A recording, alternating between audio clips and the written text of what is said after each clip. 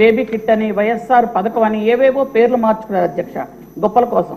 కానీ పేర్లు మార్చుకొని అవి కేవలం పురుగుల గుడ్లు, పురుగుల చెక్కీలు, విరిగిపోయిన పాలు ఇవ్వడం జరిగింది అధ్యక్ష. ఈరోజు అలాంటి శ్రమ లేకుండా, అలాంటి ఇబ్బంది లేకుండా మళ్ళీ పౌష్టికాహారాన్ని పూర్తిగా అంగన్వాడీ సెంటర్స్లో, అంగన్వాడీ టీచర్స్ల ఆధ్వర్యంలో మొత్తం అందరికీ ఇవ్వడం జరుగుతుంది అధ్యక్ష.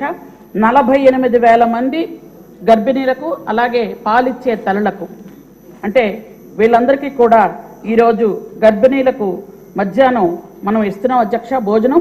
అలాగే వాళ్ళకి ఇంటికే రేషన్ పంపించడం కూడా జరుగుతుంది అధ్యక్ష. అది విపులంగా చెప్పమన్నారు కాబట్టి శిరీష గారు, దానికి బియ్యం 3 కేజీలు, అలాగే పప్పు 1 కేజీ, నూనె 1/2 కేజీ, పాలు 1/2 లీటర్, గుడ్లు 25 ఇవ్వడం జరుగుతుంది అధ్యక్ష. అలాగే 1,33,000 మంది 0 నుంచి, అంటే 3 నెలల నుంచి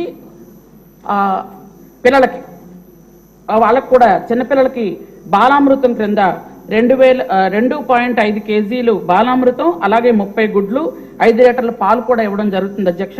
అలాగే 1,20,000 మందికి పూర్తిగా, అంటే 3 నుంచి 6 సంవత్సరాల లోపు మధ్య ఉన్న పిల్లలకి బియ్యం, అలాగే పప్పు, ఇవన్నిటితో కూడా వండిన ఫుడ్, అంటే వాళ్ళకి ఫుడ్తో పప్పు బియ్యంతో, అలాగే కూరగాయలు, ఆకుకూరలు, పాలు, గుడ్లు, వీటన్నిటితో కలిపి వాళ్ళకి cooked meals sir, hot cooked meals కూడా పెట్టడం జరుగుతుంది అధ్యక్ష. ఈరోజు ఎవరైనా చెప్పొచ్చు, గుడ్లలో కానీ చెక్కీల్లో కానీ ఏమైనా నాణ్యత లేకపోతే తెలియజేయవలసిందిగా నేను కోరుతున్నాను అధ్యక్ష. ఎందుకంటే అంత చక్కటి ఫుడ్ ఈరోజు ఇస్తున్నాం అధ్యక్ష. అలాగే ఫుడ్ గురించి మాట్లాడారు. తర్వాత మిగిలిన గౌరవనీయ సభ్యులు రద్దయిపోయిన పథకాల గురించి చెప్పారు అధ్యక్ష. అది నిజమే. 18 పథకాలను రద్దు చేశారు అధ్యక్ష.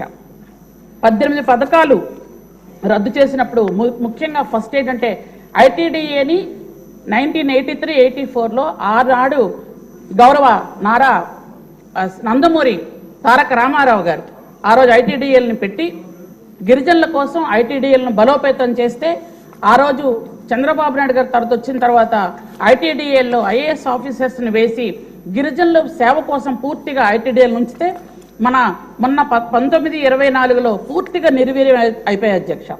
ఒక్క ఐటీడీ ఆఫీస్ కూడా ఓపెన్ అయిన పాపాను పోలేదు, ఒక గిరిజనకు కూడా సేవ చేసిన పాపాను పోలేదు అధ్యక్ష. ఆ విధంగా జరిగినప్పుడు ఎన్టీఆర్ విద్యోన్నతి పథకం రద్దు చేశారు అధ్యక్ష. అంబేద్కర్ ఓవర్సీస్ విద్య పథకం రద్దయిపోయింది అధ్యక్ష. అలాగే నైపుణ్య శిక్షణ తరగతులు రద్దయిపోయాయి అధ్యక్ష. గిరిపుత్రిక కళ్యాణ పథకం అది పూర్తిగా రద్దు చేశారు అధ్యక్ష. అలాగే ట్రైకార్ లోన్లు ఇవ్వటం మానేశారు అధ్యక్ష. అలాగే స్పెషల్ డిఎస్సి కూడా లేదు అధ్యక్ష. అలాగే ఫుడ్ బాస్కెట్లు రద్దు చేశారు.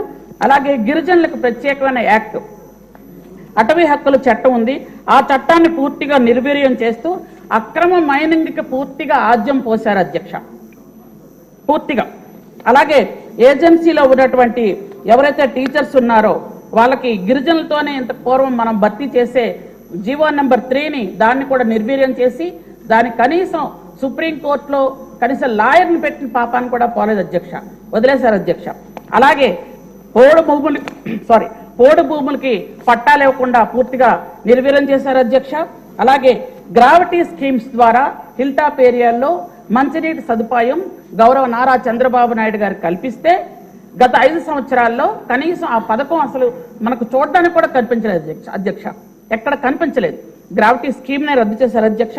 అలాగే పట్టణాల్లో నివసించే గిరిజనుల కోసం ఉచితంగా విద్యుత్ అందించే జగ్జీవన్ జ్యోతి పథకం కూడా రద్దు చేశారు అధ్యక్ష.